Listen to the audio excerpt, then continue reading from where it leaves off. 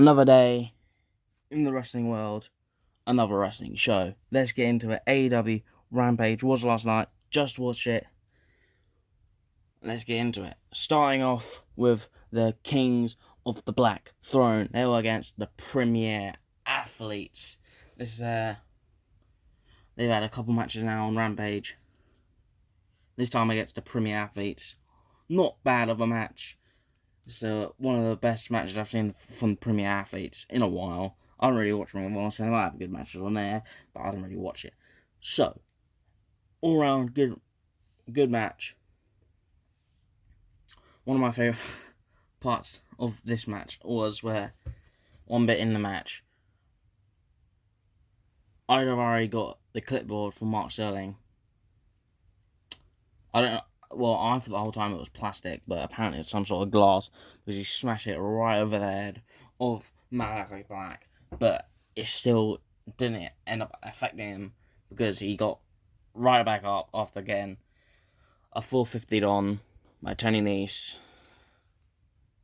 Brody King came in, finisher, win, picking up the win to give him more momentum for when Buddy Matthew comes back from his wedding and storyline injury, so they can go straight back to their rivalry. Well, kind of a rivalry with the Patriarchy, so they can go for the Trios Championships, which I heard from Collision, which was pre-tape, something happens. So we'll find out on Collision what they're going to do now with this couple match win streak. Overall, good match. I'm going to rate it 3 stars. Not bad.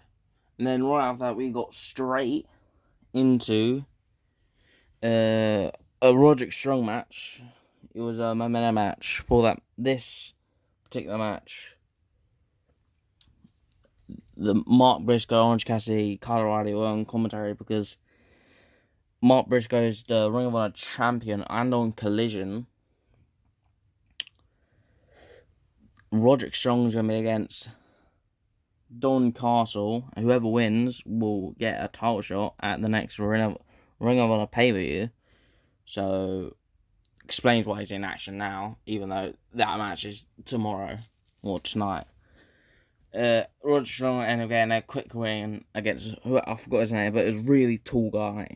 Couple chops, finisher, bish bash bosh. I'd rate this match 1.5 stars. It was surprising. It's quite good. Hopefully, Roderick Strong can actually get a win on Collision, because I wouldn't mind a match with him and Mark Briscoe at the pay-per-view. So it was giving him enough momentum to hopefully win that match. And right after that match, Mark Briscoe with Roderick Strong, Mark Briscoe, Kyle O'Reilly, Orange Cassidy all came down to the ring, quick stare down. Then they just left, really. I guess they didn't care that much. And right after that, we had a Deonna Purrazzo promo. She was in this weird chair drinking some wine, tons of scary candles, and she was talking about how everyone should be afraid of her, because she will be the face, I guess, for the women's division once she gets done with this rivalry with Thunder Rosa, which Thunder Rosa actually had a match right after, well, not right after, but ended up having one on Rampage near the end of the show. But before that, it was a high-flying fatal 4-way between AR Fox, Ray, Fenix, Komandor, and Angelic, which I'd love to see high flyers in the AEW ring, because it's just so many. I don't even know how they don't have a cruiserweight title yet. But Ray Fenix ended up picking up the win with a submission, which I didn't know, because it looked like he was going for a roll up, because he was currently in the roll up position where you hook one of the legs and one of the arms over the person's arm and try to roll him up. But it looked like Angelic was trying to roll over, but it was actually because Ray Fenix was actually doing a submission.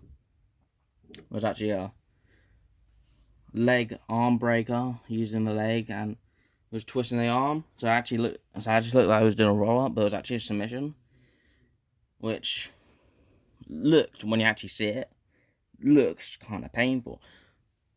Overall, this match was actually kind of good because AR Fox has made a return to AEW TV, because the last time he was on TV was the build to All In last year, I think. So it's basically nearly a year. He's already done some amazing cruiserweight matches with the likes of Ray Fenix, what he was doing last year. Yeah, it's a good match. I was going to rate this 3.5. This was an amazing match. If you haven't watched Collision, go watch it. Yeah, you're going to see Ray Fenix pick up the win. And after that, we had the Thunder Rosa versus Rachael Ellering match. I didn't know who this Rachael woman is, but apparently she wrestles on Ring of Honor quite a lot. They said she had specifically 17 matches in the AEW, most of them Ring of Honor before this, so may means she might have more. It was kind of a momentum match, didn't really do a lot. I'd rate this match 1 star. Right after the match, Thunder Rosa ended up picking the win, and then she helped Rachael up. Was that? I was the better one today. This sort of stuff, and then right after that, Thunder Rosa was going to leave. Deonna Purrazzo came out, attacked both of them, extending this rivalry, which means maybe we'll finally get a conclusion of this rivalry. Which Purrazzo's already won 2 of the matches. One in a DQ match on the Collision a couple weeks ago, and then one was on Double or Nothing, so maybe the next one could be on a pay-per-view. But I don't know where they can go from this, because they already had a no DQ match. So the next thing would be a steel cage, but I don't think this rivalry is big enough for that. So I think it would just be a normal match on episode of Collision. But I wouldn't see more. Wouldn't like to see more of Deonna Purrazzo, because she's a good wrestler. So is Thunder Rosa. So that's it for that. And then the main event for Rampage was Top Flight with Action and Jelly, which they're basically a tag team. They should stop calling them Top Flight and Action and Jelly. They're basically a faction now. And then they were against Shane Taylor Promotions. Decently, quite a long match. It was about 15 minutes. You don't really get to see a lot of cruiserweight people in AEW, especially on Rampage, go that long, because earlier in the show, the Fatal 4-Way High Flying match was about 10 minutes. So you got to see about 15 minutes of high flying. So this episode was basically a Mexican high flying complete match, whole show. And then Shane Taylor Promotions ended up picking up the win with Anthony Ogogo doing the knockout punch, picking up the win for the group. It was alright match. One of the obviously best spots in this match is the Shane Taylor spinebuster bomb, sit out spinebuster to Dante Martin. That's probably the best spot in the match, because he went so high. All around okay match. I'm gonna rate this 2.5 stars. It was an average match. I still think the best match is the Fatal 4-Way. So that's it for Rampage. It was quite a small Rampage. Normally you see quite a lot. Normally see about double things, as I said. This is about 6 segments on the show. Normally see about 10. So a good Rampage to head off into Collision.